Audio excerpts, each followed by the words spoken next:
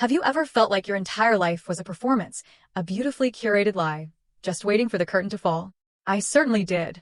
On my 25th wedding anniversary, my husband, the man I'd built a life with, grabbed a microphone in front of 200 of our closest friends and family and publicly humiliated me with the cruelest words imaginable. He laughed, declared he made the money, I just changed diapers, and that I was lucky he kept me. But what he didn't know was that his betrayal was about to unleash a secret I'd buried for decades, shatter his carefully constructed world, and set me free. And honestly, it was the best thing that ever happened to me. The Grand Meridian Ballroom sparkled around us, every surface gleaming under those massive crystal chandeliers. White lilies, my favorite flowers, though Easton probably just picked them because they photographed well, filled huge vases. The scent was almost overwhelming, sweet and cloying, mixing with the expensive perfumes of our guests. 25 years. A quarter of a century.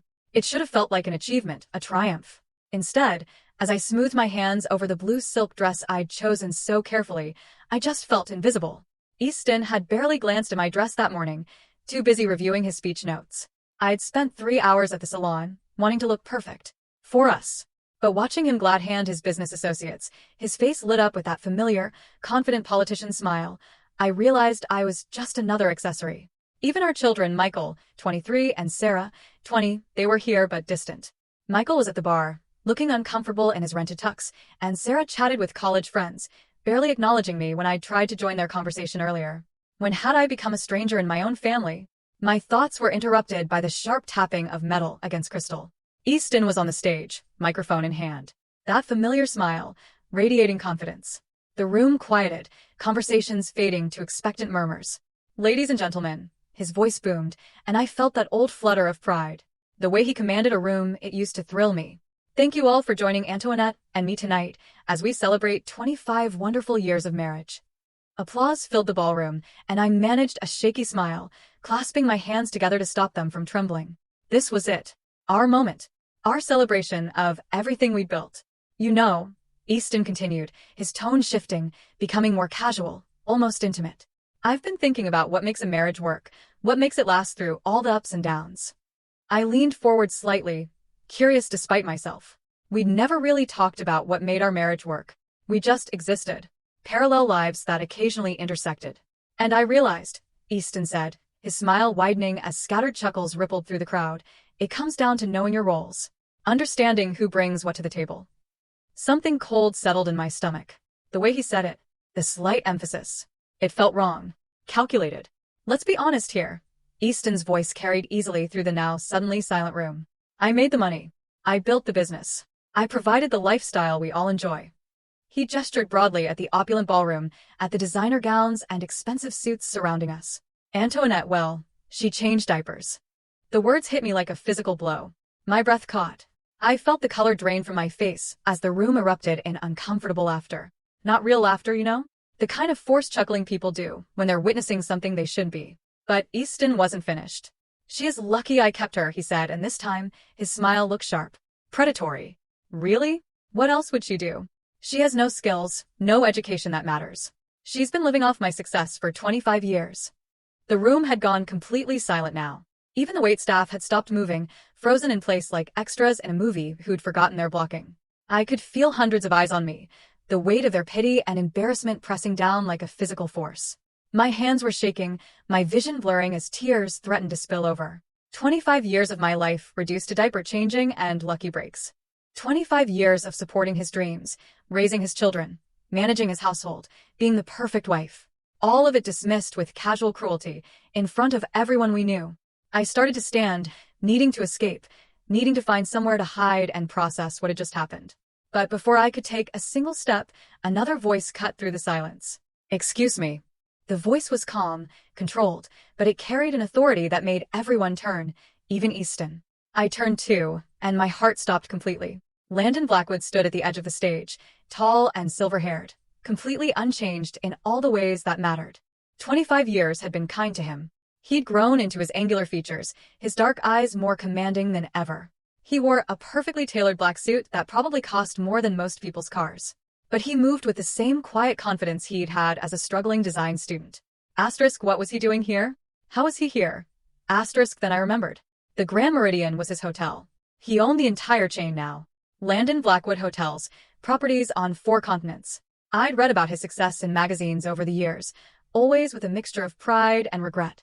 Easton blinked, his confidence faltering for the first time all evening. "I'm sorry, who are you?" Landon stepped onto the stage with fluid grace, reaching for the microphone. "I'm Landon Blackwood. I own this hotel." His voice was pleasant, conversational, but there was steel underneath it. "And I need to interrupt your speech." Easton pulled the microphone back, his jaw tightening. You're in the middle of humiliating a remarkable woman," Landon said, his voice carrying clearly even without amplification. "And I won't allow that to continue in my establishment." The ballroom had become a theater, every guest riveted. I sat frozen, my heart pounding so hard I was sure everyone could hear it. Landon gently, but firmly took the microphone from Easton. When he spoke again, his voice filled the room with quiet authority. "Ladies and gentlemen, I apologize for interrupting this celebration, but I think you should know something about the woman this man just insulted." He turned to look directly at me, and something in his expression made my breath catch. It was the same look he'd given me all those years ago when he'd asked me to marry him. The same look I'd turned away from because Easton represented safety, security, everything I thought I needed. "Antoinette isn't lucky," Landon said, his eyes never leaving mine. "She isn't fortunate to have been kept by anyone. She is the one who got away. And I've been waiting 25 years for the man who won her to make exactly this kind of mistake." The silence that followed was absolute. No one moved. No one breathed. No one seemed capable of processing what they just heard. Easton's face had gone from confident to confused to something approaching panic. What are you talking about? Who are you to her?" Landon finally looked away from me, turning to face my husband with an expression I couldn't quite read. "I'm the man who loved her first. The man who would have spent every day of the last 25 years making sure she knew exactly how extraordinary she is." The microphone fell from Easton's limp fingers, hitting the stage with a sharp screech of feedback that made half the room wince. But I barely heard it over the roaring in my ears, the way my entire world had just shifted on its axis. Landon loved me first. Did he still? Antoinette, Landon said, stepping to the edge of the stage, extending his hand toward me. "Would you like to get some air? I think we have a lot to talk about." I looked at his outstretched hand, then at Easton's stricken face, then at the sea of shocked expressions surrounding us. 200 people, waiting to see what I would do, waiting to see if I would take the hand being offered to me, or stay seated in the chair where I'd just been publicly humiliated. For the first time in 25 years, the choice was entirely mine. I stood up, my legs somehow steady despite the earthquake happening inside my chest. I walked toward the stage, toward Landon's waiting hand, toward a future I couldn't even begin to imagine. Behind me, I heard Easton's voice, small and panicked. "Antoinette, don't you dare walk away from me." But I was already walking. And for the first time in decades, I wasn't looking back. The cool night air hit my face like a benediction as Landon led me through the hotel's private entrance, away from the stares and whispers that had followed us out of the ballroom. My hand was still in his, and I couldn't bring myself to let go. It felt like an anchor in a storm I hadn't even realized was brewing. We walked in silence through the elegant corridors until he stopped at a set of glass doors that opened onto a private terrace overlooking the city. The lights of downtown stretched out below us, and for the first time in hours, I could breathe properly. "Are you all right?" Landon asked softly, finally releasing my hand. I almost laughed at the absurdity of the question. Was I all right? My husband had just humiliated me in front of 200 people, and the man I'd chosen not to marry 25 years ago had just declared his love for me in the same breath. All right seemed like a foreign concept. "I don't know," I said honestly, wrapping my arms around myself. The evening was warm, but I felt cold down to my bones. "I don't know anything anymore." Landon shrugged out of his jacket and draped it over my shoulders without asking. It smelled like expensive cologne and something else, something that brought back a flood of memories I'd been suppressing for decades. "You're studying industrial design," he said quietly, and I startled at the unexpected direction of his thoughts. "At Northwestern. You are the most talented student in our program." My throat tightened. Nobody had mentioned my design work in years. Not since I'd packed away my portfolio and easel to become Mrs. Easton Crawford, full-time wife and mother. "That was a long time ago," I managed. "Not so long that I'd forgotten the lamp design you created for Professor Williams's class. The one with the curved glass base that caught light from 3 different angles." Landon's voice was warm with remembered admiration. He said it was the most innovative piece he'd seen in 15 years of teaching. I closed my eyes, remembering. I'd been so proud of that lamp, so excited about the possibilities it represented. I'd had plans, sketches for an entire line of lighting fixtures that would revolutionize residential design. I was going to change the way people thought about illumination in their homes. Instead, I'd gotten pregnant with Michael and married Easton. And those sketches had ended up in a box in our attic, forgotten like so many other dreams. "Why are you here, Landon?" I asked, needing to redirect before the memories became too painful. "I mean, I know you own the hotel, but tonight, why night?" He was quiet for a long moment, looking out over the city. When he finally spoke, his voice was careful, measured. "I've been keeping track of you, Antoinette. Not in a stalking way," he added quickly, seeing my expression. "But you are the love of my life. When someone matters that much to you, you don't just forget they exist." The love of his life. The word sent a shock through my system. "I knew about the anniversary party," he continued. "I knew Easton had booked the ballroom. I told myself I wouldn't interfere, wouldn't insert myself into your life. But then I heard him practicing his speech this afternoon. My stomach dropped." "You heard?" He was in the presidential suite, going over his remarks with his assistant. "The walls aren't as soundproof as guests think they are." Landon's jaw tightened. "He was laughing about it, Antoinette. About how he was going to put you in your place in front of everyone. About how you'd gotten too comfortable lately and needed to be reminded of your position in the marriage." The words hit me like physical blows. Easton had planned it. Scripted my humiliation, rehearsed it, anticipated my reaction like a business presentation. 25 years of marriage, and he'd reduced our relationship to a power play. "I couldn't let it happen," Landon said simply. "I couldn't stand there and watch him destroy you without fighting back." Fighting back. When was the last time anyone had fought for me? When was the last time I'd fought for myself? The answer came with brutal clarity. Never. I never fought for anything I wanted. I'd always chosen the safe path, the expected path, the path of least resistance. Like choosing Easton over Landon. The memory hit me with sudden, devastating force. I was 21 again, standing in my tiny apartment near campus, staring at two very different proposals. Literally. Both men had proposed to me within a week of each other. Landon had been passionate, romantic, down on one knee in the campus sculpture garden with a ring he designed himself, a simple band with a small diamond surrounded by tiny pieces of colored glass arranged like a sunburst. He'd been broke, surviving on instant noodles and student loans. But his eyes had burned with certainty when he told me he loved me. "I don't have much to offer you right now," he'd said, his voice shaking with emotion. "But I'll spend every day of my life making sure you never regret saying yes." Easton's proposal had come 3 days later, in an expensive restaurant downtown. His ring was a traditional solitaire, 2 carats, flawless. He talked about security, about the life he could provide, about my future being safe with him. He'd had a plan, a 5-year timeline for his career advancement, a projected income chart, a list of neighborhoods where we'd look for houses. I'd chosen the plan. I'd chosen security over passion, certainty over possibility. I'd convinced myself it was the mature decision, the smart decision. I'd been such a fool. "Do you remember the project we worked on together?" Landon asked suddenly. "Senior year. The integrated living space design." Of course, I remembered. We'd spent 3 months developing a revolutionary concept for multifunctional furniture that could transform small spaces. Modular pieces that served multiple purposes. A complete rethinking of how people lived in urban environments. It had been brilliant, innovative, ahead of its time. Professor Chen said it was graduate-level work. I whispered. It was better than graduate-level work. It was market-ready. We could have patented it, started a company. Landon turned to face me fully. "But you dropped out of the program to marry Easton." The guilt I'd carried for 25 years pressed down like a physical weight. I'd abandoned our project, left Landon to complete it alone. He'd gotten full credit, but we both knew it had been a collaboration. "I'm sorry," I said, the words feeling inadequate. "I'm so sorry, Landon." I was young and scared.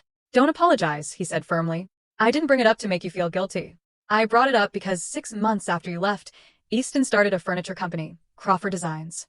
His first product line was remarkably similar to our project. The world seemed to tilt sideways. What are you saying? I'm saying your husband built his fortune on stolen ideas, Antoinette. Ideas you helped create. The memory came flooding back. Easton asking me about my classwork, showing interest in my projects for the first time since we'd started dating. I'd been so flattered by his attention, so eager to share my passion with him, that I'd shown him everything. Every sketch, every prototype, every innovative concept I'd developed. He'd listened with such apparent fascination, asking detailed questions about materials and manufacturing processes. I thought he was trying to understand my world, trying to connect with the part of me he'd never shown much interest in before.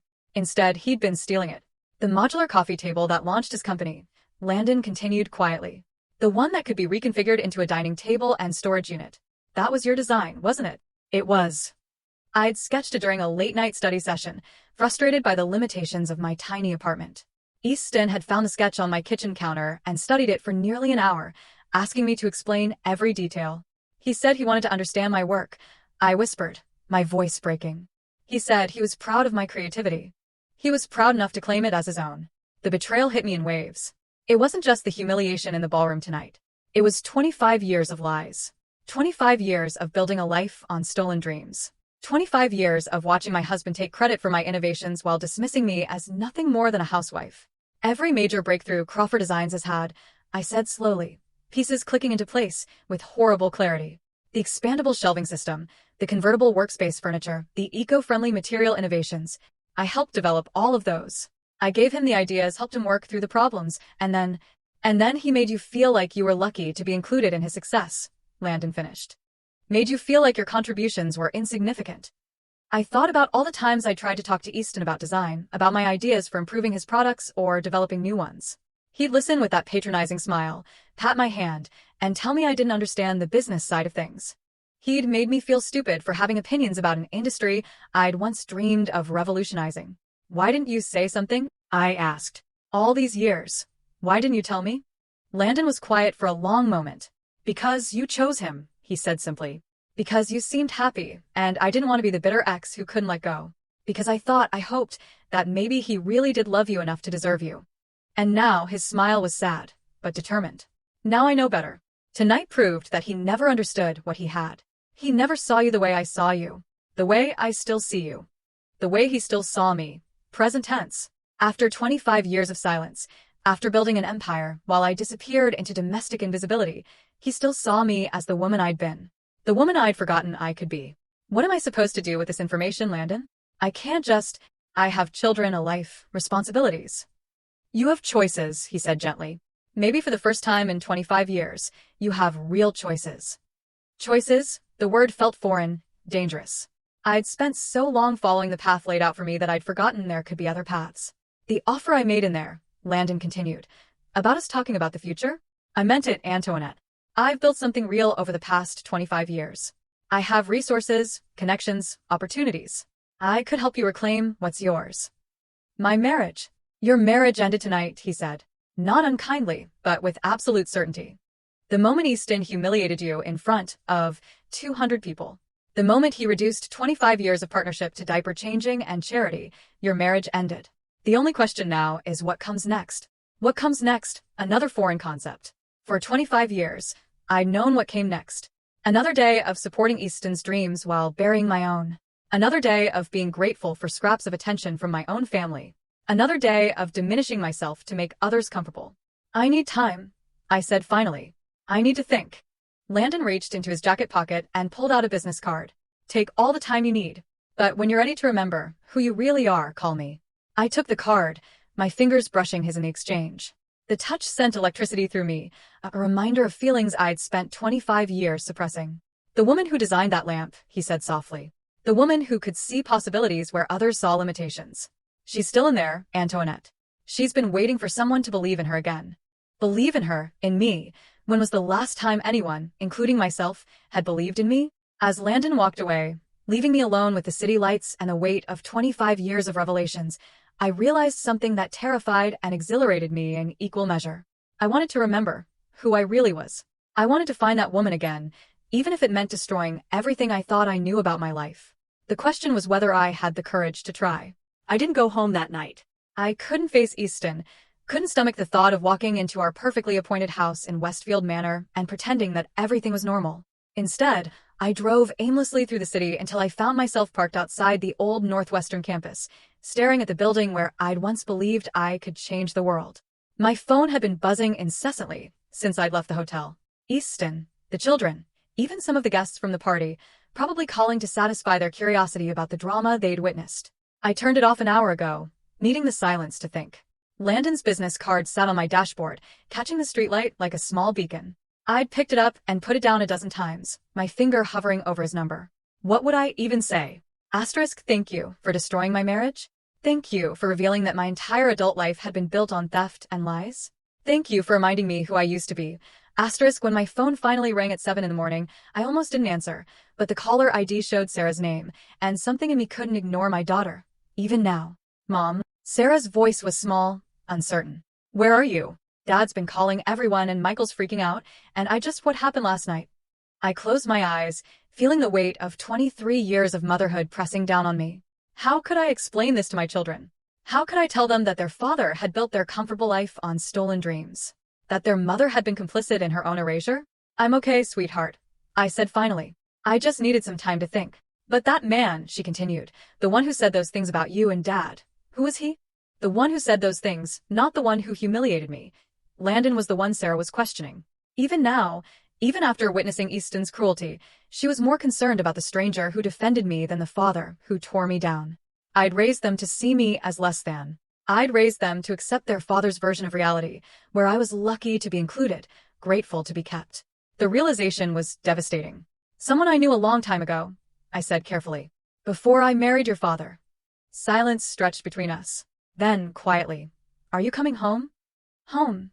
The word felt foreign now, charged with implications I wasn't ready to examine. Was that massive house in Westfield really home? Or was it just another beautiful prison I'd helped build around myself? I don't know yet, I admitted. Sarah was quiet for a long moment. Dad's really upset.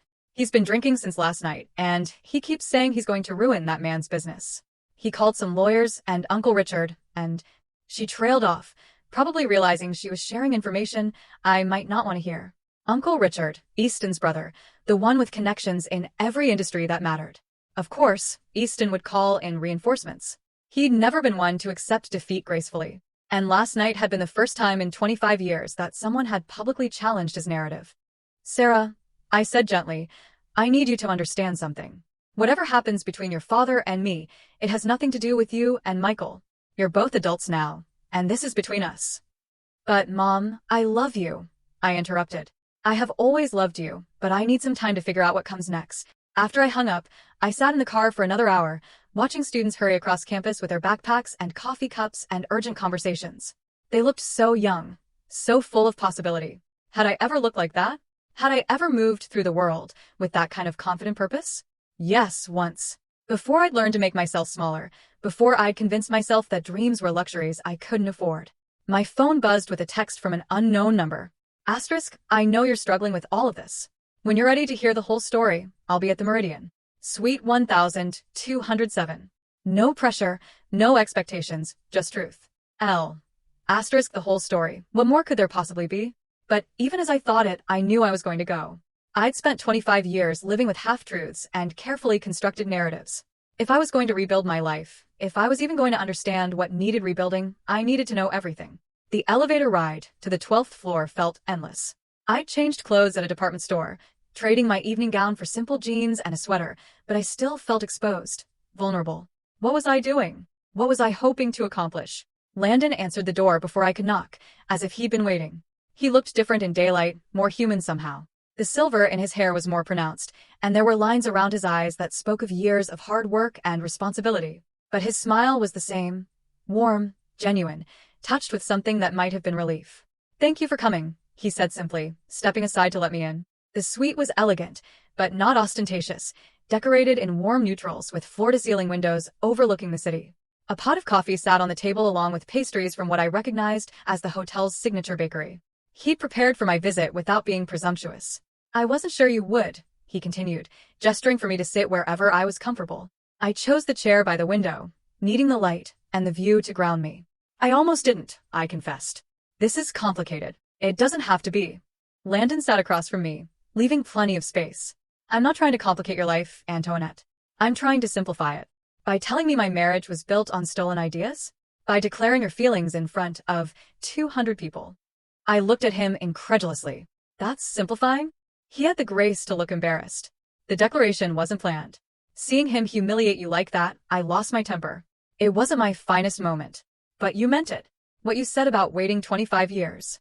It wasn't really a question, but he answered anyway. Every word. The honesty in his voice sent a shock through me.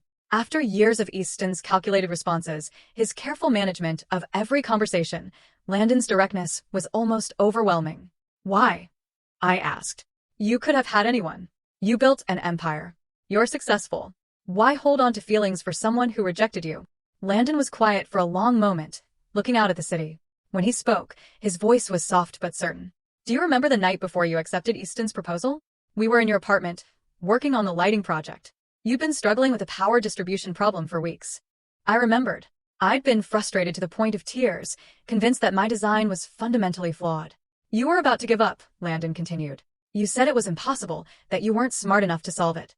And then you had that moment of inspiration, the cascade design that would distribute power through multiple pathways. Do you remember what you said when it finally worked? I did remember. I'd been so excited, so proud of the breakthrough. I said it felt like flying. You said it felt like flying, he repeated. And I realized that I wanted to spend the rest of my life watching you have those moments. I wanted to be there every time you figured out something impossible. Every time you created something beautiful. I wanted to build a life around your dreams taking flight. The memory was so vivid, I could almost smell the coffee we'd been drinking, could almost feel the excitement that had coursed through me. It had been one of the last times I'd felt that way. Truly alive. Truly myself. But you chose safety instead, Landon said. Not accusingly, but with deep sadness. And I understood why. Easton offered you security, certainty. I was offering you a leap of faith. I was scared, I whispered. I was 21 and terrified of making the wrong choice. I know. And I've spent 25 years wondering if I could have made it easier for you. If I could have offered you more security, more certainty. If I could have convinced you that taking the leap was worth it. You never tried to contact me. After I got engaged, you just disappeared. Landon's smile was rueful. I went to Europe. Spent 5 years working for design firms in Milan and Barcelona, trying to forget you. It didn't work, but it did teach me a lot about business, about building something from nothing. When I came back to the States, I was determined to create the kind of success that would have made you proud to choose me. And then I realized that building an empire out of wounded pride was a hollow victory. I had everything I thought I wanted, but I was still missing the one thing that mattered. The one thing that mattered. Me. He was talking about me as if I was something precious, something worth waiting for. After years of being treated as an afterthought, as lucky to be kept, the attention was almost dizzying.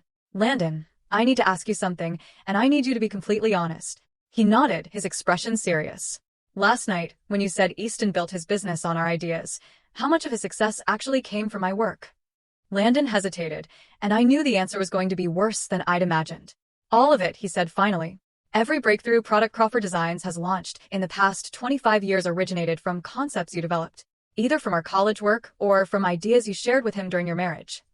The room seemed to spin around me. All of it, not just the original modular furniture line, but everything. The expandable shelving that had made Crawford Designs a household name. The eco-friendly materials that had won them industry awards. The space-saving solutions that had revolutionized urban living. All mine. All stolen. How do you know that? I asked, my voice barely above a whisper.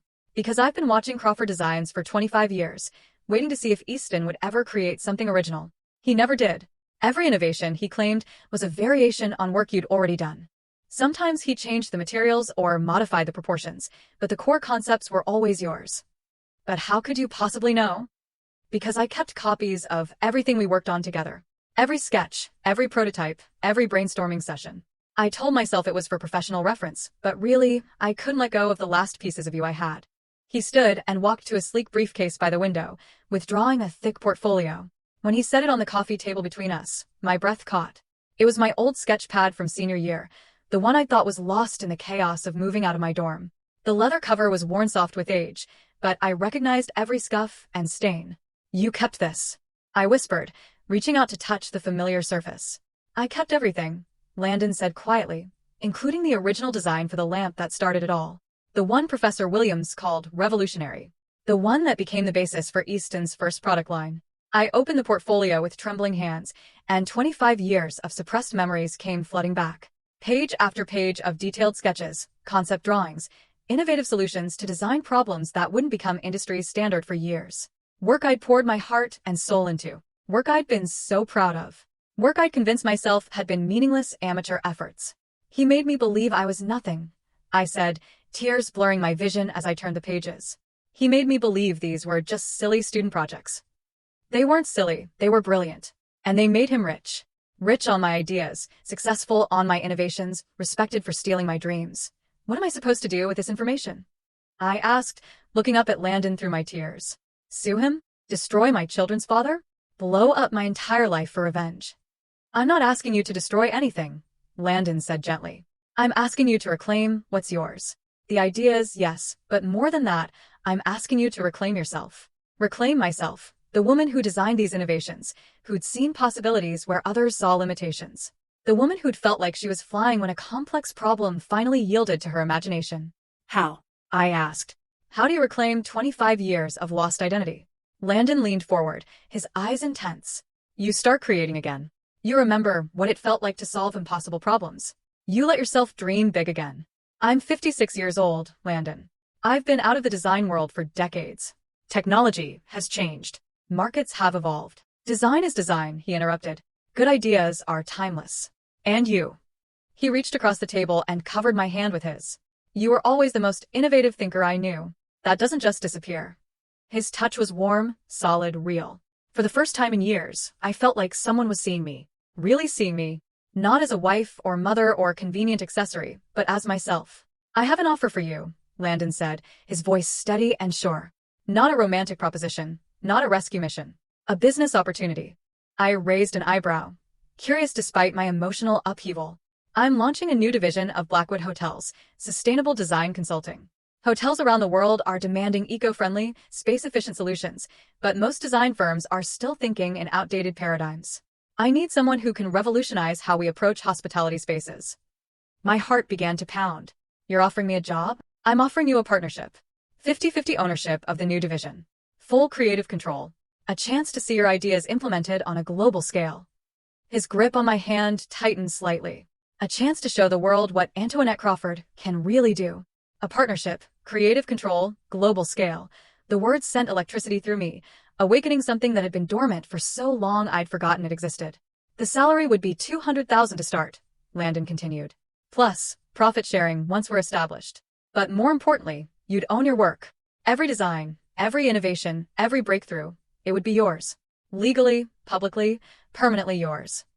Own my work. After 25 years of watching Easton profit from my ideas, the concept felt revolutionary. I can't, I said automatically. The response so ingrained, I didn't even think about it. I mean, I have responsibilities, obligations. To whom? Landon asked quietly. To the husband who humiliated you publicly? To the children who are adults with their own lives? To yourself? To myself. When was the last time I'd had an obligation to myself? I need time, I said. But even as I spoke the words, I could feel something shifting inside me. A spark of the old excitement, the old hunger to create something meaningful. Take all the time you need, Landon said. But while you're thinking, consider this. Right now, Easton is probably planning how to discredit me, how to minimize what happened last night. He's going to try to convince everyone, including you, that I'm just a bitter man trying to steal his wife. Aren't you? I asked, but without accusation. I genuinely wanted to know. Landon's smile was sad, but honest. Maybe partly, but mostly, I'm a businessman who recognizes exceptional talent when I see it. And I'm someone who believes that 25 years is long enough for brilliance to stay buried. Long enough for brilliance to stay buried. The phrase resonated through me like a bell. How long was I willing to keep burying who I really was? How long was I willing to let fear keep me small? There's something else you should know, Landon said, releasing my hand and reaching for another folder. About what Easton's planning to do next. My stomach clenched. What do you mean? My security team picked up some interesting phone calls from your house last night. Calls to his lawyer, his brother, some business associates. He's not planning to apologize or try to win you back, Antoinette. He's planning to destroy you. Asterisk, destroy me. How? Asterisk, Landon's expression was grim. He's going to claim you're having a mental breakdown. That you're emotionally unstable, possibly dangerous. He's going to use last night as evidence that you need psychiatric help, that you can't be trusted to make rational decisions about your future. The words hit me like ice water. Asterisk, of course. Of course. Asterisk, Easton wouldn't just let me walk away. He'd turn my moment of strength into evidence of weakness, my first act of self-preservation into proof of instability. He can't do that, I said. But my voice sounded uncertain, even to myself. He can try. And if he succeeds, if he convinces a judge that you're mentally incompetent, he could gain control over your assets, your medical care, your entire life. You'd become his ward, legally obligated to submit to whatever treatment he deems necessary. The horror of it crashed over me. Not just divorce, not just humiliation, but complete legal subjugation. Easton wouldn't just take my past, he'd steal my future, too. But if you had your own income, your own professional identity, your own legal standing. Landon let the implication hang in the air. You're saying I need to move fast. I'm saying you need to choose who you're going to be. The woman who lets herself be destroyed by a man who never deserved her, or the woman who takes back everything he stole and builds something even better. I looked down at the portfolio again, at years of work I'd forgotten I was capable of. Then I looked at Landon, at the man who'd kept faith with my potential, even when I'd lost faith in myself. For the first time in 25 years, I knew exactly what I needed to do. The only question was whether I had the courage to do it. I drove home to Westfield Manor in a daze, Landon's portfolio carefully secured in my passenger seat like precious cargo. The familiar tree-lined streets seemed different somehow, smaller, as if I was seeing them through new eyes. The massive houses with their perfect lawns and pristine facades looked less like dreams fulfilled and more like beautiful prisons. Our house, Easton's house, I corrected myself, sat at the end of a curved driveway, all Georgian columns and manicured hedges. I'd once been so proud of this place, so grateful that Easton's success had allowed us to live here. Now I wondered how many of my stolen ideas had paid for those marble steps, those hand-carved moldings, that 3-car garage. Easton's Mercedes was in the driveway, along with his brother Richard's silver BMW. Of course, Richard was here. The cavalry had arrived to help Easton manage the crisis of his wife developing a backbone. I sat in my car for several minutes, gripping the steering wheel and trying to gather my courage. Through the large front windows, I could see movement in the living room. 2 figures pacing, gesturing, planning what to do about me, no doubt.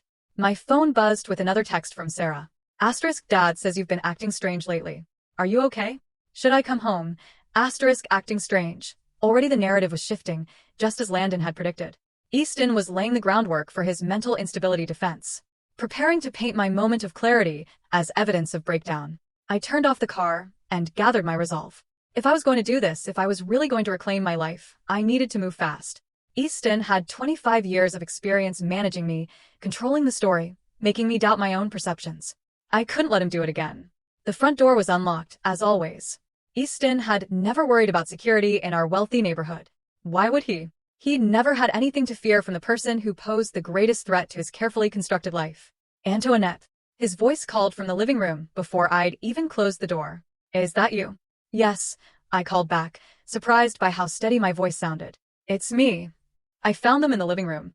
Easton and Richard seated across from each other like generals planning a campaign. Papers were spread across the coffee table, legal documents by the look of them. They both looked up when I entered, their expressions a careful mixture of concern and assessment. Sweetheart, Easton said, rising to his feet with the kind of solicitous manner one might use with an invalid. We've been so worried about you when you didn't come home last night. I needed time to think, I said simply, staying near the doorway. I didn't want to get trapped in the middle of the room, surrounded by their careful manipulation. Richard stood as well, his expression professionally sympathetic. As Easton's lawyer brother, he'd had plenty of practice managing difficult situations. Antoinette, I think we should talk about what happened last night. Easton told me about the incident at the party. The incident. Already my humiliation was being reframed as something I'd caused, something that needed to be managed rather than addressed. Has he? I asked, looking between the two men. And what exactly did he tell you? Easton's jaw tightened slightly. I told him about Landon Blackwood's inappropriate behavior, how he inserted himself into our celebration, made those ridiculous claims about your past relationship. Ridiculous claims? I repeated, feeling that familiar cold anger settling in my chest. Which part was ridiculous, Easton? The part where he said he loved me, or the part where he said I was talented? And Richard began, but I cut him off. No, I want to hear from my husband. I want to hear him explain which part of what Landon said was ridiculous. Easton's mask of concern slipped slightly, revealing the irritation underneath. The man is obviously unstable. He's been fixated on you for 25 years, building some kind of fantasy around a college relationship that ended decades ago. A fantasy? I said slowly. So, when he said I was a talented designer, that was fantasy? You took a few art classes, Easton said dismissively. It's hardly the foundation for a career. A few art classes. I felt the familiar sting of his casual dismissal, but this time it was accompanied by something else. Clarity. For the first time, I could see exactly what he was doing. How he minimized my accomplishments to maintain his own superiority. Industrial design, I corrected. I was studying industrial design. I was good at it. Richard cleared his throat uncomfortably. Perhaps we should focus on the present situation. Antoinette, we're concerned that this man might be trying to manipulate you, to take advantage of, taking advantage. Of course, that was their interpretation. It couldn't be that someone genuinely valued me, genuinely saw potential in me. It had to be manipulation, exploitation. He offered me a job, I said quietly. The silence that followed was deafening. Easton's face went through several expressions: surprise, disbelief, anger, before settling on condescending amusement. A job. He laughed, and the sound was sharp, cutting. Sweetheart, you haven't worked in 25 years. What kind of job could you possibly be qualified for? There it was. The casual cruelty that had become so familiar I'd stopped noticing it. The automatic assumption that I was useless, unemployable, dependent on his charity for survival. A design position, I said, my voice gaining strength. A partnership, actually, in sustainable hospitality design. Richard and Easton exchanged a look. One of those male glances that said clearly what they thought about my intelligence, my judgment, my ability to assess reality. Antoinette, Richard said gently, I think you need to consider the possibility that this man is not being entirely honest with you. Men like Blackwood don't offer partnerships to people without extensive professional experience. Men like Blackwood, successful men, men who built real empires, who made real decisions, unlike women like me who just changed diapers and got lucky. Unless, Easton added, his voice taking on a nastier edge, he's not really interested in your design skills. The implication hung in the air like a toxic cloud. Of course, that was what they'd assumed. That any interest in me had to be sexual, predatory, inappropriate. The idea that I might have actual value, actual talent worth investing in, was apparently too far-fetched to consider. You think he offered me a partnership because he wants to sleep with me? I asked, my voice dangerously quiet. I think, Easton said carefully, that you're emotionally vulnerable right now, and that men like Blackwood are experts at exploiting that vulnerability. Exploiting vulnerability. Everything about this conversation was about my weakness, my susceptibility, my inability to think clearly or protect myself. They weren't discussing my humiliation at the party, Easton's public cruelty, or the problems in our marriage. They were focused entirely on managing the threat I apparently posed to their carefully ordered world. What would you like me to do? I asked, curious to hear their plan. Richard leaned forward, his expression earnest and professional. We think you should consider getting some help. You've been under a lot of stress lately, and last night was obviously traumatic. There are excellent facilities that specialize in helping people work through these kinds of episodes. There was the word Landon had warned me about. My moment of self-respect was being reframed as a mental health crisis, requiring professional intervention. What kind of facilities? I asked, though I already knew the answer. Residential treatment centers, Richard said smoothly. Places where you could get the support you need to work through whatever you're going through, away from external pressures and influences that might be confusing you. Asterisk away from Landon. Away from anyone who might remind me that I had options, that I deserved better, that I was worth more than Easton's version of charity. Asterisk, how long would this treatment last? I asked. Easton and Richard exchanged another look. As long as necessary, Easton said. Until you're feeling more like yourself again. More like myself. The irony was breathtaking. They wanted to send me away. Until I was willing to be the diminished version of myself they were comfortable with. Until I stopped remembering that I used to have dreams, used to have talent, used to believe I could fly. And if I refuse? The silence stretched uncomfortably. Finally, Richard spoke.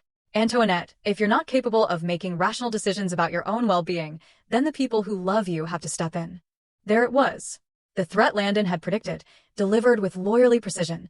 Submit to treatment voluntarily, or they'd have me declared incompetent and force me into it. I looked around the living room, at the expensive furniture I'd helped choose, the artwork we'd collected together, the family photos that documented 25 years of carefully curated happiness. None of it felt like mine anymore. It all felt like props in someone else's life, someone else's story. I need to get a few things from upstairs, I said finally. Of course, Easton said, his relief evident. He thought I was surrendering, accepting their assessment of my mental state. Take your time. We can discuss the details when you're ready. I walked upstairs slowly, my mind racing. They were giving me rope, expecting me to hang myself with compliance. Instead, I was going to use it to climb out of the hole they'd spent 25 years digging for me. In our bedroom, Easton's bedroom, really, since I'd never been allowed to decorate it the way I wanted, I pulled out a small suitcase and began packing carefully. Not too much. Nothing that would suggest I wasn't coming back. Just enough to survive for a few days while I figured out my next move. At the bottom of my jewelry box, hidden beneath layers of rarely worn accessories, I found my original Northwestern student ID. The photo showed a young woman with bright eyes and confident posture. Someone who believed she could change the world through good design. Someone who'd never learned to make herself smaller. I tucked the ID into my purse along with Landon's business card and my old portfolio. Then I sat at the small writing desk by the window and composed 2 letters. The first was for my children, Michael and Sarah. Asterisk, by the time you read this, I'll have made a choice that might be difficult for you to understand. Your father will probably tell you that I'm having some kind of breakdown, that I need help. I want you to know that I've never been thinking more clearly. I'm not abandoning you. I'm not choosing someone else over our family. I'm choosing myself for the first time in 25 years. I'm choosing to remember who I was before I learned to disappear. I love you both more than words can express, but I can't keep living as half a person, and I can't keep pretending that diminishing myself is the same thing as keeping our family together. I hope someday you'll understand. I hope someday you'll be proud of me for finding the courage to fly again. All my love, Mom. Asterisk, the second letter was shorter. Addressed to Landon. Asterisk, I accept your job offer. When you're ready to discuss the terms of our partnership, you know how to reach me. Asterisk, I sealed both letters, left the first on my pillow, and tucked the second into my purse. Then I picked up my suitcase, took one last look around the room that had never really felt like mine, and walked downstairs. Easton and Richard were still in the living room, their legal documents spread across the coffee table like battle plans. All set? Easton asked, looking up with that patronizing smile I'd once found comforting. Yes, I said. I think I am. I walked to the front door, my heart pounding so hard I was sure they could hear it. Any second now, one of them would ask where I was going, would notice that I was carrying a suitcase instead of just grabbing my purse. But they didn't. They were so certain of my compliance, so confident in their assessment of my limitations that it never occurred to them that I might have my own plan. Antoinette, Easton called as I reached for the door handle. I turned, expecting to be caught, expecting to have to fight my way out. Drive carefully, he said, and call us when you get to the facility. We want to know you've arrived safely. I nodded, not trusting my voice. Then I walked out the front door of the house I'd called home for 25 years, got into my car, and drove away from everything I'd ever known. I didn't look back. For the first time in my adult life, I didn't look back. The drive to the Meridian Hotel felt like flying. When I knocked on the door of Suite 1207, Landon answered immediately, as if he'd been waiting by the window again. His expression shifted from hope to concern when he saw my suitcase. Are you all right? He asked, stepping aside to let me in. I set down my suitcase and reached into my purse, pulling out the letter I'd written. I accept your job offer, I said, handing it to him. When can I start? Landon read the letter, his expression shifting to something that might have been wonder. Are you sure about this? Once we move forward, there's no going back. Easton will fight this with everything he has. I know, I said, but I'm tired of being afraid. I'm tired of being small. I'm tired of pretending that I'm grateful to be kept when I should have been building something of my own all along. Landon smiled, not the careful, professional smile he'd worn during our business discussions, but something warm and real and full of possibilities. In that case, he said, welcome to Blackwood Design Partners. I think we're going to build something extraordinary together. Something extraordinary. After 25 years of being told I was ordinary at best, the words felt like a promise and a challenge rolled into one. 3 weeks after I walked out of Easton's carefully controlled world, I was sitting in the bright, modern office space that Landon had secured for Blackwood Design Partners. Sunlight streamed through floor-to-ceiling windows, illuminating the drafting tables and computer workstations that would soon house our revolutionary approach to sustainable hospitality design. I'd been working 16-hour days, partly because I was genuinely excited about the projects we were developing, but mostly because I was terrified that if I stopped moving, I'd lose my nerve and crawl back to the safety of my old life. The transformation had been swift and stunning. In just 3 weeks, I designed a modular hotel room system that could reduce construction costs by 30% while increasing energy efficiency by nearly half. The prototype had hotel executives flying in from around the world to see what we were creating. But success, I was learning, came with a price. My phone had been ringing constantly since the first industry article about Blackwood Design Partners had been published. Not with congratulations or business inquiries, but with increasingly frantic calls from Easton. I'd stopped answering after the first few conversations made it clear that he wasn't interested in reconciliation. He was focused entirely on damage control. This morning's voicemail had been particularly venomous. You think you can just walk away and play businesswoman? You think that man actually cares about your pathetic little sketches? I built everything you're trying to destroy, Antoinette. Everything. And I'm not going to let you take it away. I was reviewing the latest designs for our Singapore project when Sarah knocked on my office door. I looked up, surprised to see her. We'd spoken on the phone several times since I'd left, but she'd never visited my new workplace. Mom? She stood uncertainly in the doorway, looking younger than her 20 years. Do you have a minute? Of course, sweetheart. Come in. I gestured to the comfortable chairs by the window, clearing away the architectural drawings that covered every surface. Sarah sat down carefully, her designer purse clutched in her lap like a shield. She was dressed in the kind of expensive casual wear that screamed private college student, clothes that Easton's stolen success had purchased. I've been talking to Dad, she began, and I felt my stomach clench. He's really worried about you, about this whole situation. I'm sure he is, I said carefully. What exactly has he told you? Sarah shifted uncomfortably. He says you're having some kind of midlife crisis. That this man, Landon, is taking advantage of you. That you're going to lose everything you've worked for. Everything I'd worked for. The irony was breathtaking. And, what do you think? I don't know what to think, Sarah said, her voice small. This place is amazing, and you seem different, happier. But Dad says you're making a huge mistake. That you're destroying our family, for some fantasy. Our family. I studied my daughter's face, seeing echoes of my own features mixed with Easton's stronger jawline. Sarah, do you remember much about me from when you were little? She frowned. What do you mean? Do you remember me ever working? Ever having interests outside of taking care of you and your brother? You volunteered at our schools. You organized charity events. You managed the household. But do you remember me ever creating anything? Ever pursuing my own dreams? Sarah was quiet for a long moment. No, she said finally. But that's what mothers do, right? They sacrifice for their families. Sacrifice for their families. There was the lesson I taught her without meaning to. That women existed to serve others. That our own dreams were luxuries we couldn't afford. Sarah, I need to tell you something about your father's business. About how Crawford Designs really started. Over the next hour, I showed her everything. The original portfolio Landon had preserved. The timeline of Easton's innovations compared to my college work. The undeniable evidence that Crawford Designs had been built on stolen ideas. Sarah went through several emotional stages as the truth sank in. Disbelief, anger, confusion, and finally a kind of numb acceptance. All of it, she asked, her voice barely above a whisper. Everything he built came from your work? Not everything, I said gently. Your father is a talented businessman, a skilled marketer. He knew how to take good ideas and turn them into successful products. But the ideas themselves, yes, they were mine. Sarah stared at the sketches spread across my desk, her face pale. Why didn't you ever say anything? Why didn't you fight for credit? Because I believed him when he said I was lucky to be included. Because I thought supporting his success was more important than claiming my own. Because I was young and scared, and I'd been taught that good wives don't compete with their husbands. But now you're competing with him, Sarah said.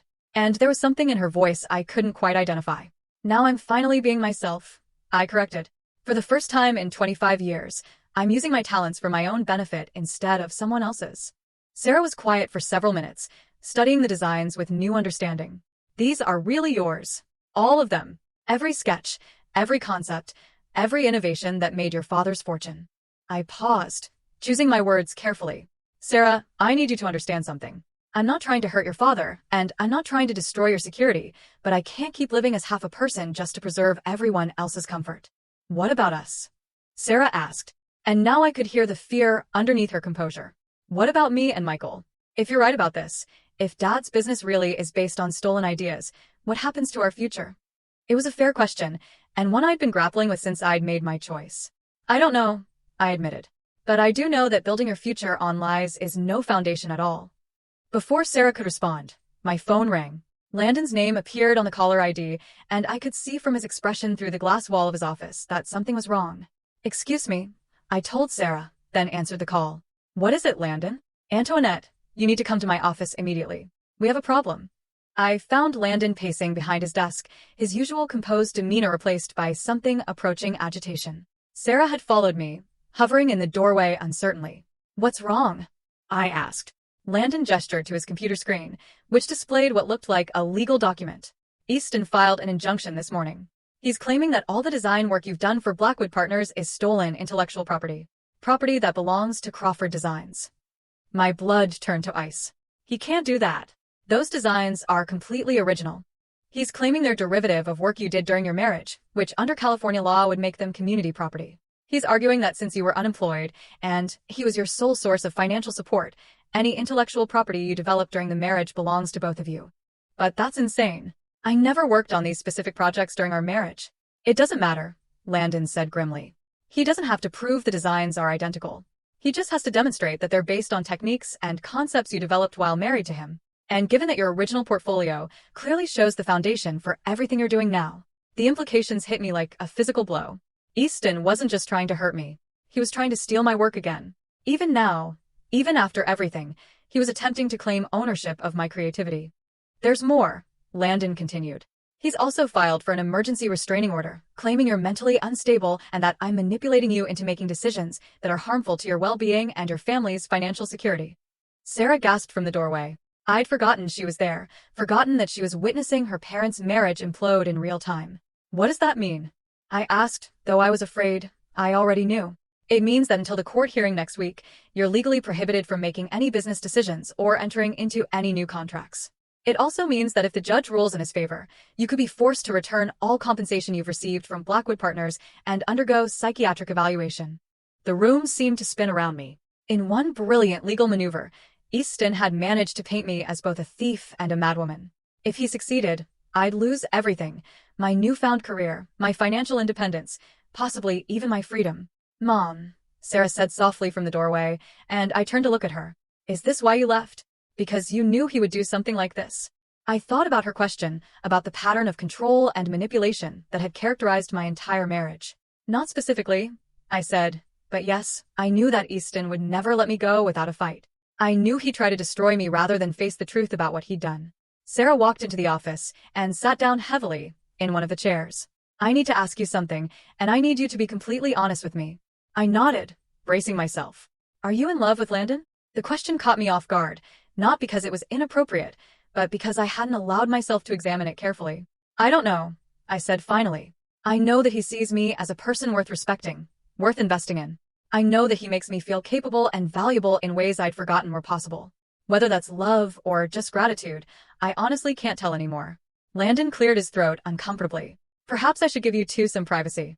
No, Sarah said firmly. You should hear this too. She turned to face me fully. Mom, I've been watching Dad for the past 3 weeks since you left. He's been drinking more, staying up all night, making phone calls, obsessing over ways to get back at you and Landon.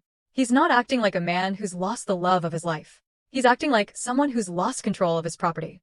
The observation was so perceptive, so mature, that I felt a surge of pride even in the middle of my crisis. What are you saying? I'm saying that maybe it's time someone in our family chose truth over comfort. Sarah's voice was steadier now, more certain. Maybe it's time someone stood up to Dad instead of just enabling his behavior. I stared at my daughter, seeing her clearly for perhaps the first time in years. She wasn't just the spoiled college student I thought she was. She was a young woman capable of making hard choices, of seeing uncomfortable truths. Sarah, if I fight this, if I refuse to back down, things are going to get very ugly very quickly. Your father has resources, connections, legal expertise. He's going to make this as public and as painful as possible. I know, Sarah said simply. But Mom, I've seen your work over the past hour. I've seen what you're creating here. It's extraordinary. It's the kind of innovation that could change entire industries. Are you really going to let Dad steal that, too? Let Dad steal that, too. The phrase hit me like a revelation. This wasn't just about my current projects or my partnership with Landon. This was about whether I was going to spend the rest of my life letting Easton claim ownership of my creativity, my intelligence, my very identity. I looked at Landon, who had been watching this conversation with something that might have been amazement. What are our chances if we fight this? Honestly, it depends on the judge, on how well Easton's lawyers present their case, on whether we can demonstrate that your current work is substantially different from your original designs. He paused. But Antoinette, even if we lose in court, even if you have to walk away from this partnership, you'll have proven something important, which is that you're not the helpless, dependent woman he's been telling everyone you are. That you're capable of building something significant on your own. That you're worth fighting for. Even if you have to do the fighting yourself, worth fighting for. After 25 years of accepting whatever scraps of respect Easton was willing to offer, the concept felt revolutionary. I thought about the young woman in those college sketches, the one who believed she could change the world through good design. I thought about the mother I wanted Sarah to become, strong, independent, unafraid to claim her own worth. I thought about the woman I'd glimpsed in the mirror this morning, confident and purposeful in a way I hadn't been since I was 21. Then we fight, I said, my voice steady and sure. We fight with everything we have. Sarah smiled, the first genuine smile I'd seen from her in years. Good. And Mom, for what it's worth, I think you're going to win. As I looked at my daughter and my business partner, at the innovative designs covering every surface of our bright office, I realized something that filled me with quiet joy. I'd already won. Regardless of what happened in court, regardless of Easton's threats and manipulations, I'd already reclaimed the most important thing of all. The courthouse on that Tuesday morning looked like any other municipal building. Graystone, imposing columns, the kind of architecture designed to remind ordinary people that they were entering a place of serious business. But as I walked up those steps with Landon beside me, I felt anything but ordinary. I was wearing a navy blue suit I'd bought specifically for this hearing, the first professional clothing I'd purchased in 25 years. My hair was pulled back in a sleek chignon, and I carried a leather briefcase that contained not just legal documents, but every piece of evidence that proved who I really was. Easton was already there when we entered the courtroom, flanked by his team of expensive lawyers. Richard sat behind him, along with several business associates whose presence was clearly meant to demonstrate the serious financial interests at stake. They all looked supremely confident, like men who had never doubted their right to win. Easton caught my eye and smiled. That same patronizing smile I'd endured for 25 years. It was meant to remind me that I was out of my league, that I should be grateful he was willing to take me back after my little rebellion. Instead, it reminded me of everything I was fighting against. Judge Patricia Holloway was a woman in her early 60s with sharp eyes and graying hair pulled back in a no-nonsense style. She reviewed the preliminary documents with the kind of focused attention that suggested she wasn't easily impressed by legal theatrics. "This is an unusual case," she said, looking up from her papers. "We have a request for an injunction claiming theft of intellectual property combined with allegations of mental incapacity. Mr. Crawford, you're claiming that your wife's current business activities constitute theft of marital assets." Easton's lead attorney, a sleek man named Harrison Weber, stood to address the court. "Yes, Your Honor. Mrs. Crawford has taken proprietary design concepts developed during the course of her 25-year marriage and used them to benefit a competing business enterprise. Under California community property law, those concepts belong equally to both spouses. And you're also claiming that Mrs. Crawford lacks the mental capacity to make these business decisions?" "We're concerned about Mrs. Crawford's emotional state, Your Honor. She abandoned her family home without warning, entered into business partnerships with a man she barely knows, and has been making increasingly erratic decisions. We believe she may be experiencing a psychological crisis that's affecting her judgment." I felt my lawyer, Janet Morrison, tense beside me. We prepared for this line of attack, but hearing it stated so clinically in open court was still jarring. "Mrs. Morrison," Judge Holloway said, "how does your client respond to these allegations?" Janet stood with quiet confidence. She was a woman about my age who'd built her reputation defending professionals in intellectual property disputes. "Your Honor, Mrs. Crawford is not mentally incapacitated, nor has she stolen anyone's intellectual property. What she has done is finally reclaim her own creative work after 25 years of watching her husband profit from her ideas." "That's a serious counter-allegation," the judge noted. "You're claiming that Mr. Crawford built his business on his wife's designs?" "We are, Your Honor, and we have extensive documentation to prove it." What followed was the most surreal hour of my life. Janet methodically presented the evidence we'd prepared. My original college portfolio, the timeline of Crawford Design's product launches, testimony from Professor Williams, who remembered my work from Northwestern, even statements from former Crawford Designs employees who confirmed that I'd been the source of many innovative concepts over the years. Watching Easton's face as the truth unfolded was both satisfying and heartbreaking. He'd clearly expected this to be a simple matter of asserting male authority over a wayward wife. The idea that I might have legal standing, might have evidence, might actually be telling the truth was obviously something his lawyers hadn't prepared him for. But the most important moment came when Judge Holloway asked me to address the court directly. "Mrs. Crawford," she said, "I'd like to hear from you personally. Can you explain to the court why you left your marriage and entered into this business partnership?" I stood slowly, my heart pounding, but my voice steady. "Your Honor, I left my marriage because I realized I'd been living as half a person for 25 years. I'd convinced myself that supporting my husband's dreams was the same thing as having dreams of my own. I'd accepted that being grateful for his success was enough, even when that success was built on my work." I paused, looking directly at Easton. For 25 years, I told myself that love meant sacrifice, that good wives don't compete with their husbands, that being kept was a privilege I should be grateful for. But that night at our anniversary party, when my husband publicly reduced my contributions to diaper changing and luck, I finally understood that I hadn't been loved. I'd been managed. Easton's lawyers started to object, but Judge Holloway waved him off. "Continue, Mrs. Crawford. The business partnership I entered into with Mr. Blackwood isn't built on stolen ideas, Your Honor. It's built on the ideas I never got to develop because I was too busy supporting someone else's career. It's built on concepts I created after I left my marriage, using skills I'd forgotten I had. And yes, those skills were developed during my marriage, but they were developed by me. They're mine." I reached into my briefcase and pulled out a folder containing my most recent designs, the modular hotel system that was revolutionizing sustainable hospitality design. "These are the designs Mr. Crawford claims belong to him," I said, handing the folder to the judge. They were created 3 weeks ago in my new office, using software I taught myself and concepts I developed independently. They bear no resemblance to anything in my original college work or anything Crawford Designs has ever produced. They are entirely my own creation. Judge Holloway examined the designs carefully, comparing them to the earlier work we'd submitted as evidence. After several minutes, she looked up. Mr. Weber, can you point to any specific similarities between these current designs and the work your client claims ownership of? Easton's lawyer shuffled through his papers, clearly struggling. The techniques are similar, Your Honor. The underlying approach to space utilization, the sustainable materials focus. Those are industry standards, Judge Holloway interrupted. Any competent designer would use those approaches. I'm asking about specific design elements that demonstrate actual theft of intellectual property. Weber consulted with his team for several minutes before admitting, the designs are substantially different in their specifics, Your Honor. I see. Judge Holloway turned to me.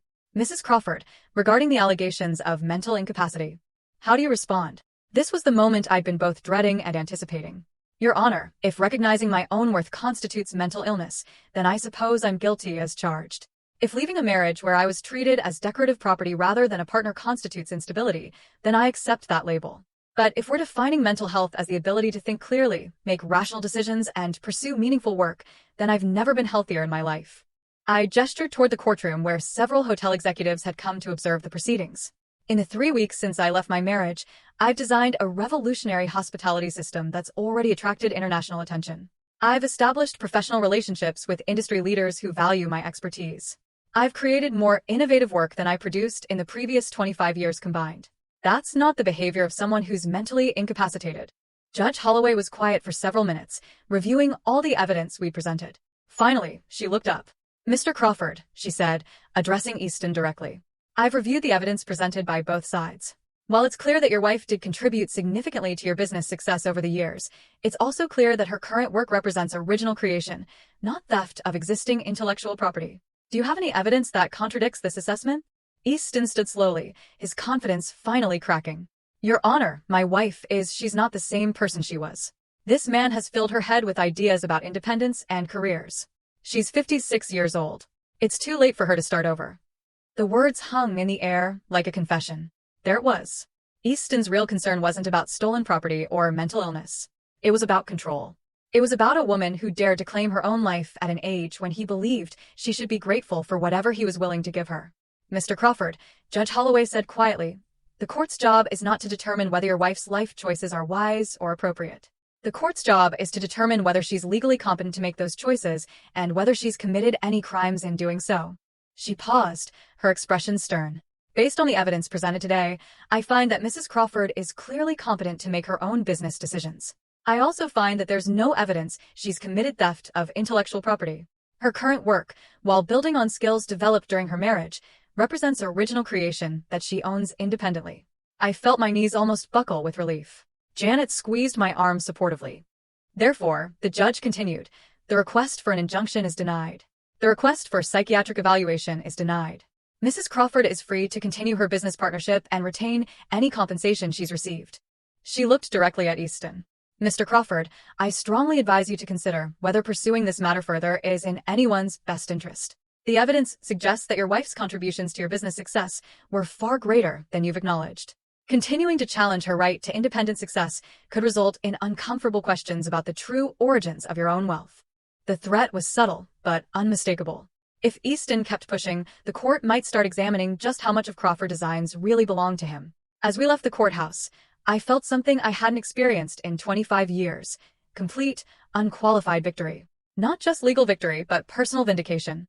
A public acknowledgement that I was capable, competent, valuable. Sarah was waiting for us on the courthouse steps, having driven down from college to hear the verdict. When she saw my expression, she smiled. The same bright, confident smile I'd had at her age before I'd learned to dim my own light. How did it go? She asked, though my face probably told her everything she needed to know. Your mother, Landon said, his voice warm with admiration, was magnificent. Later that evening, I stood on the balcony of my new apartment overlooking downtown, a glass of champagne in my hand, and the lights of the city spread out below me like scattered stars. It was a modest place compared to the mansion in Westfield Manor, but it was mine. Every piece of furniture, every decoration, every choice reflected my taste rather than someone else's vision of who I should be. My phone had been ringing all afternoon with congratulations from colleagues, interview requests from industry publications, and business proposals from hotels around the world who'd heard about our innovative approach to sustainable design. The woman who'd once been dismissed as unemployable was now being courted by Fortune 500 companies. But the call that meant the most had come from Michael, my son, who'd been silent through most of the divorce proceedings. "Mom," he'd said, his voice quiet but certain, "I owe you an apology. I've been talking to Sarah about everything that happened, about Dad's business and your work, and I'm sorry. I'm sorry I didn't see it sooner. I'm sorry I didn't stand up for you." "You don't need to apologize," I told him. "You were raised to see me a certain way." "We all were," he'd responded. "But I should have looked closer. I should have asked questions." "You're brilliant, Mom." "You always were. I guess I never thought about where Dad's ideas really came from." Now, standing on my balcony, I thought about the young woman who designed that revolutionary lamp in college, who believed she could change the world through good design. She'd been buried for 25 years under layers of compromise and diminished expectations. But she'd never really died. She'd just been waiting. The door behind me opened, and Landon stepped onto the balcony, carrying his own glass of champagne. We'd maintained strictly professional boundaries during the legal proceedings. But now, with the court case behind us and our partnership secure, we could finally acknowledge what had been building between us. "Penny, for your thoughts," he said, moving to stand beside me at the railing. "I was thinking about time," I said. "About how 25 years seemed like such a long time to wait, but now it feels like preparation. Like everything I went through was teaching me to value what I have now."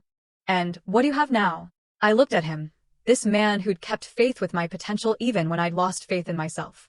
Then, out at the city, where I was building something entirely my own. "Everything," I said simply. "I have everything." Landon reached for my hand, and I didn't pull away. His touch was warm, solid, real. Not the desperate grasping of someone trying to possess me, but the gentle connection of someone who valued who I was. Antoinette *, it took 25 years, a devastating public betrayal, and the rediscovery of a long-lost dream, but I finally found my way back to myself. If you've ever felt dismissed, or had your contributions minimized, or struggled to find your voice, I'd love to hear your story. What would you have done in my place? Have you ever had to fight to reclaim your own truth? Tell me what you think in the comments below. I really want to know.